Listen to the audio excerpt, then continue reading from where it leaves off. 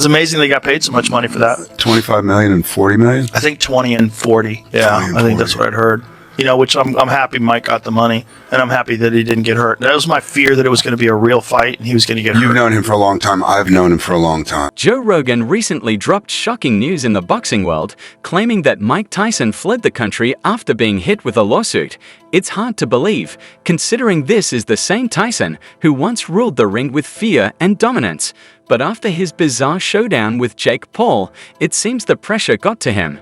Instead of confronting the legal battle head-on, Tyson allegedly chose to run, leaving fans stunned and disappointed. Last Friday's big ringside fight could be heading to court. A Florida man has filed a $50 million lawsuit against Netflix, claiming breach of contract. Fans have filed a class action lawsuit against Netflix, accusing the platform of promoting the chaotic spectacle disguised as a boxing match. This isn't just any legal matter. It's a collective backlash against the fiasco that turned what should have been a fight into a circus. Whatever they're paying him, he's been making good money. You know, he's come back, like I said, in his life. He's done a good job. Him and the people around him.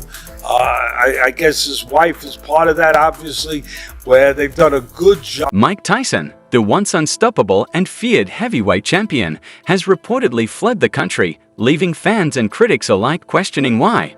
This isn't some spontaneous getaway to a tropical paradise, far from it. Tyson's sudden departure is linked to a $50 million class action lawsuit that threatens to further damage his already fragile reputation. The lawsuit stems from the chaotic debacle of Netflix's live stream of Tyson's fight with Jake Paul, a disaster that has now spiraled into serious legal trouble. It was a bit of a shit show, but, you know, what did you expect? Seriously, when you stay at home and you turned on Netflix that night, you're like, holy, I'm about to see the greatest live sporting event of all time. Let's not even talk about the fight itself. It was a joke before the bell even rang. Who thought it was smart to pit a 58-year-old Tyson against a 27-year-old YouTuber turned boxer like Jake Paul? Was this boxing or some reality TV prank? The whole thing felt like a circus, a sad spectacle that even the most loyal fans struggled to take seriously. But then, things took an even darker turn. X has spoken. The fight was scripted. Everyone is talking about this on X, and the script was actually leaked on X a few days. But the drama didn't stop there. Just before the fight, a supposed script leaked on Twitter, sparking rumors that the entire event was staged from start to finish. Intro 6. Some dismissed it as nonsense, but let's be honest, when a 58-year-old Tyson looks slow, and Jake Paul's exaggerated reactions to punches that should have floored him seem way too dramatic, it's hard not to suspect something shady might be happening. Went viral. Let's see how accurate it was. The opening bell rings. Tyson is showing flashes of his old form, which actually... Seriously, Tyson landed some solid punches, but Paul's reactions... It felt like a soap opera. He was practically throwing himself around the ring, acting like every hit was a knockout blow. Fans weren't convinced, and the internet exploded with questions about the fight's authenticity. Was this a real contest or just a scripted performance? Requested the 2-minute rounds, wanting to see more action. He just landed the overhand right, testing the beard of Paul early. The backlash was swift. Fans felt betrayed, questioning whether the fight prioritized entertainment and profit over genuine competition. For a legend like Tyson, the controversy hit especially hard. Last Friday's big ringside fight could be heading to court. A Florida man has filed a $50 million lawsuit against Netflix, claiming breach of contract after subscribers dealt with buffering issues during the Jake Paul and Mike Tyson. Amid the unfolding drama, Joe Rogan and other boxing experts didn't shy away from sharing their blunt opinions. You know, there's a lot of... Portnoy went out and said that it was the greatest con job of all time. I mean, if you didn't think that that's the way the fight, I don't know what people expected. You know, Mike's almost 60 years. I've known him for a long time, Dana White said, calling the Tyson-Paul fiasco a complete disaster. And honestly, who can blame him? From the shady fight setup and Tyson's lackluster performance to the leaked script rumors and Netflix's streaming meltdown, it was a mess from start to finish. He didn't get hurt. That was my fear, that it was going to be a real fight and he was going to get hurt. You've known him for a long time. I've known him for a long time. boxing experts, who usually stay diplomatic, were quick to criticize everything from the fight's legitimacy to the shady behind-the-scenes dealings. Some even questioned Tyson's ability to step into the ring at all, let alone survive an 8-round match. I do not necessarily think it's a good idea for 57-year-old men to be fighting 27-year-old men. Behind the scenes, Tyson's health was a ticking time bomb. Just months before the fight, he revealed he nearly died from a severe ulcer, underwent 8 blood transfusions, lost 25 pounds, and struggled with mobility. Larry Holmes, I think that Mike Tyson is the best heavyweight of all time. I don't think anybody with him.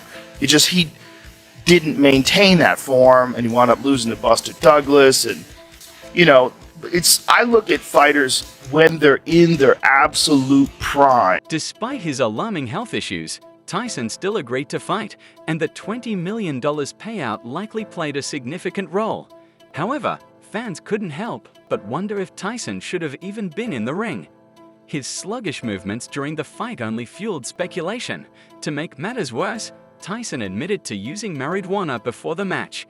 While he's been open about his cannabis use, this revelation raised eyebrows, especially considering the strict anti-doping rules in Texas. Did he risk disqualification just to maintain his routine? And if so, what does that say about his mental and physical readiness for the fight? Yeah. It's amazing they got paid so much money for that. 25 million and 40 million? I think 20 and 40. Yeah, I think that's what I heard. Over 60 million people tuned in to watch the event. That's the entire population of France, for crying out loud. And what did Netflix deliver? A buffering nightmare. Netflix is being issued a class action in relation to the Mike Tyson and Jake Paul fight. TMZ reports the lawsuit is over streaming issues and a breach of contract. Down Detector, a site that tracks online outages, recorded over 85,000 complaints about Netflix's live stream failing during the event. Fans reported glitches, freezes, and worst of all, missed major moments of the fight. Imagine paying for a ticket to a show, only for the TV to cut out just when the action gets intense. That's exactly what happened. People couldn't even see the punches, let alone the supposed big upset by Jake Paul, who, in case you missed it, actually won by unanimous decision. But this wasn't just a simple tech hiccup. It was Netflix's biggest live sports event ever, with 60 million viewers expected. Netflix should have been prepared for that, yet they were caught completely off guard, scrambling to handle the massive demand. You got hundreds of million people watching the fight. We were all watching the fight. We paid for this service. Check that box as well. But I think it fails again because they all are similarly situated. They could even become a class. And don't think fans were just sitting quietly, accepting the chaos. Oh no, they were furious. Refund requests flooded in, and social media was ablaze with complaints and expletives. Fans demanded Netflix take accountability for ruining what was supposed to be a monumental moment in boxing. And honestly, who could blame them? They were sold a live-streamed fight, not a 4-hour buffering nightmare. Rogan has been dismantling boxing's glossy image for a while now, calling out the unpredictability of modern boxing. With every passing day, it's becoming clearer that his predictions are starting to look more like prophecy. Last Friday's big ringside fight could be heading to court. A Florida man has filed a $50 million lawsuit against Netflix, claiming breach of contract after subscribers dealt with buffering issues during the Jake Paul and Mike Tyson. Rogan had already expressed serious concerns about Tyson's involvement in the fight against Jake Paul, particularly regarding Tyson's health. After all, he was literally on death's door just months before the match due to a near-fatal ulcer. But hey, a $20 million paycheck can do wonders for your motivation, right? It is with the Mike Tyson, Logan. Was it Logan Paul or Jake? Jake Paul. Jake's the really good Tell me boxer. about that, because I saw that reported and I got super interested in it, but I haven't looked into it since. I am fascinating because it's going to happen and there's nothing I can do to stop it from happening. Do you want to stop it from I happening? do not necessarily think it's a good idea for 57-year-old men to be fighting 27-year-old men. Rogan doesn't hold back when discussing the exploitation of boxers in high-profile events. He's raised concerns about fighters being thrown into the ring for the sake of entertainment, emphasizing how the risks often outweigh the rewards, especially when huge sums of money are on the line. And Mike Tyson not being able to do what he used to. The fact that Tyson stepped into the ring despite his numerous health issues speaks volumes about how fighters are sometimes pushed beyond their limits for the sake of a paycheck. And if there's one person who won't hesitate to call out this kind of exploitation, it's Joe Rogan. I mean, if you didn't think that that's the way to fight, I don't know what people expected. You know, Mike's almost 60 years old. He's Mike Tyson, but he's 60 years old. And he knew that Jake Paul couldn't do anything. Here's where things take an unexpected turn. Rogan recently dropped a bombshell on his podcast, claiming that Mike Tyson had fled the country after being slapped with a lawsuit following the Netflix streaming disaster.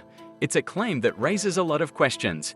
Did Tyson really take off to avoid the legal hate, or is Rogan just stirring the pot? His speculation has sent shockwaves through the boxing world, with fans now wondering if Rogan knows something the rest of us don't.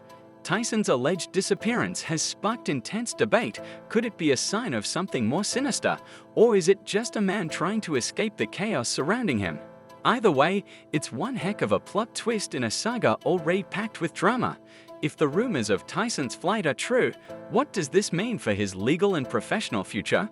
Once the king of the ring, Tyson is now tangled in a web of legal issues. After all the controversies, can he bounce back, or is this the beginning of the end for his career?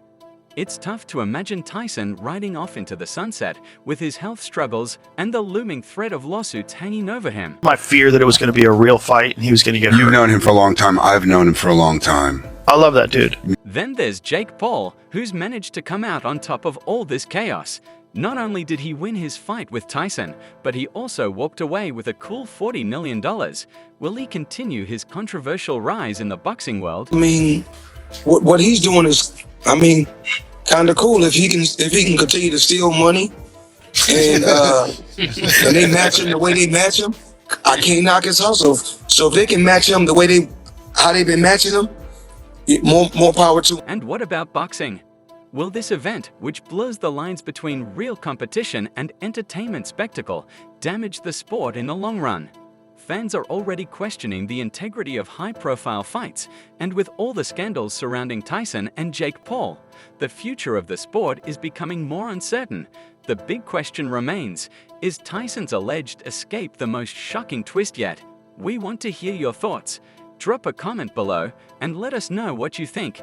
Is this the beginning of the end for Tyson, or just another wild chapter in his unpredictable journey?